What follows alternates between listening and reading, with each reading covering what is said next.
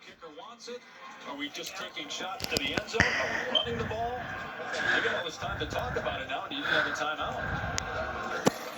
I mean, that did. They just saved USC a down. I mean, that really did, because you're probably going to have to spike it on 1st and 10, or still have enough time. They didn't necessarily have to spike it.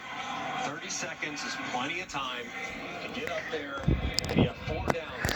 They're inside the 10-yard line. Obviously, potentially score, but Chicago wins it. Like I said a second ago, I never like leaving it up to the kicker. If I can win it with my offense on the field, it's obviously the ultimate goal. Too many things can go wrong with the snap, with the hold, and with the kick that could obviously go sideways as well. After review, the ruling on the field and the catch stands. First down, USC. So 30 seconds left. No timeouts for SC. USC trying to get to 5-0 for the first time since 2000. They've already clinched a spot in the Pac-12 championship game, hosting Washington Friday night.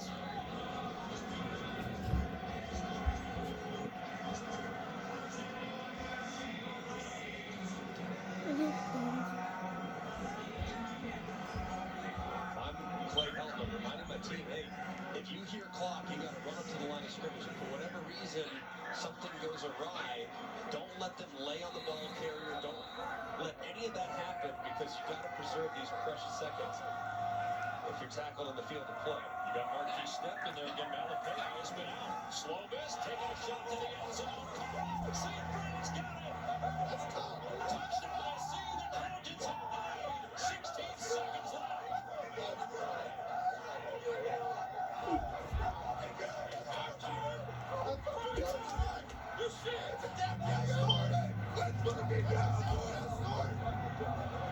It all started with the kickoff return by Gary Bryant, taking it into UCLA territory. An incredible catch by Vaughns along the sideline. And then Kedon Slovis with his 5th touchdown pass of the game, hitting his favorite target. And they sold out. UCLA thinking SC's going to run it, kneel on it, and then kick it for the win. So they sold out against the run. They say, hey, it's all right. Well, we got to leave them on an island. And they pay the price. Amon-Ra St. Brown does it again with a beautiful fade and an excellent catch. And the throw from his quarterback was a thing of beauty. Was down, had possession. You saw the ball come out, but it was clearly after Amon-Ra St. Brown had secured the football and was down in the end zone. UCLA has 3 timeouts left, 16 seconds left. We'll need a touchdown, though. They've done it again 3 times in 5 games, scoring in the final minute here in 2020. 5-point game after the extra point by Parker Lewis.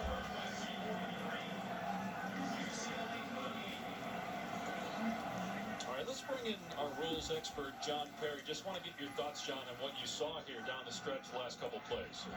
Yeah, both of these last catches were very similar. And what Chip is talking to the officials about is the ball coming out, which it does, but it is well after the catch process has been completed and the ball, the first one was stripped and the second one punched out. Yeah, again, here's what you're talking. You see there that it's clearly complete. The play's over, and then at the end it gets a strip. But I mean, that's a good 5 seconds after. The same thing here. It's a good job by UCLA just continuing to fight through it, but obviously it's a touchdown and a great catch there by Vaughns down the right side, and a beautiful 2-minute operation by USC to answer. They do it again. This team has a knack for playing its very best with their backs against the wall in the 4th quarter. Look at the numbers for Kedon Slovis when it matters most. 13 touchdowns, no picks in the 4th quarter. 5 touchdowns today. He had 5 last week. UCLA signaling for the fair catch, so the Bruins will have it on their 25. 16 seconds left, 3 timeouts. Right here, UCLA, like you alluded to, 3 timeouts. Understand the situation, need a touchdown. It's the first thing you got to tell your quarterback. No hope that he'd know. Wait, don't get over here, not you too. Field. those 3 Yeah, timeouts, gotta you're telling receivers, clean. don't fight for extra yards. Declare down. Every time you catch it, right down to the ground, fire a timeout immediately. You can get to around the 50-yard line and give Dorian Thompson-Robinson a chance to throw a Hail Mary. As he's got 3 guys back around the 50-yard line. Thompson-Robinson in the middle of the field is Dulcich. So now you got to call timeout here. 9 seconds left. So maybe one more play, timeout, and then Hail Mary. Yeah, one more. DTR has the arm to get it there. I think one more shot to give it around the 40-yard line.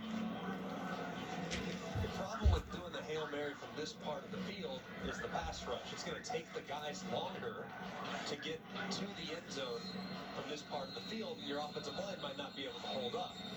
So another 10 yards, 12 yards, 15 yards would make that run for those guys at wide receiver, make it 4 seconds as opposed to 6 seconds, which is what it might be right now if they had to take off towards the end zone.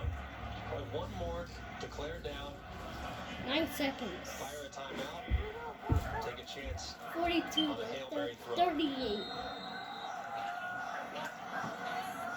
Thompson-Robinson from the, got to get rid of it. And it's caught. Got to call timeout with 2 seconds left. Pulled in at the 42-yard line by Hurt. Here we go. Maybe you get a pass interference call, which gives you one more shot, gets you a little bit closer. If you can't come up with the miracle catch here in the end zone to win it. The goal here on a Hail Mary, 2 seconds. you want to throw it 3 yards deep into the end zone. That's the goal. Then you have one guy that's behind the pile that might have the ball get tipped back, and then a guy that's right in front of the pile, if the ball gets tipped forward, he can clean it up and maybe carry that momentum into the end zone. So the goal is to land it 2 or 3 yards into the end zone and put your biggest guy at that spot, see if he can't tip it up and play a little volleyball there. Potentially try to win the game. As he's got 3 guys right now back on 3 the goal line. seconds. Here we go. They put a second back on the clock. 3 seconds left. UCLA down 5. Thompson-Robinson steps up. Moving to his left. Gotta launch it. He does. Into the back of the end zone. By the way, incomplete. SC comes from behind again to win.